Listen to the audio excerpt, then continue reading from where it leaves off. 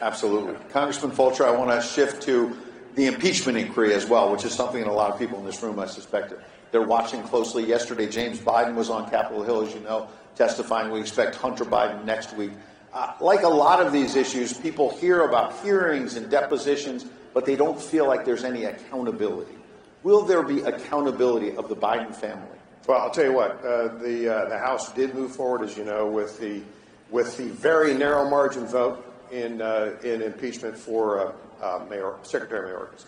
And I don't think any of us have illusions that that's likely not to pass through the Senate. But every minute, every hour, this gets debated. This gets shown on the public stage. It raises the awareness of what is really going on here and the fact that U.S. law is being disregarded.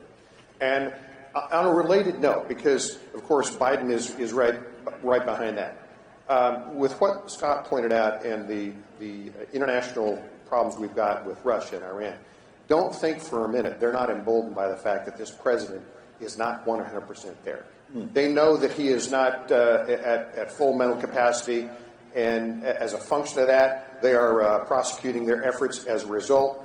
And so is that why Iran is doing this? Is that why China might move into Taiwan? That has emboldened them. That has emboldened China. You notice that Putin didn't cross over and move into Ukraine with Donald Trump as president. So that's a factor in all this, too. But the impeachment, even though it may not fully come to bear, the awareness and what gets prosecuted in front of the world and the American people is good. Let me weigh in on this. The Biden family is stymieing us as much as possible, thwarting us at every effort. You can understand that, right? They don't want to be found out what they're doing. You can see all the information that you've already seen. The evidence is pretty clear, right? You don't just make millions of dollars with nothing to sell, so on and so forth.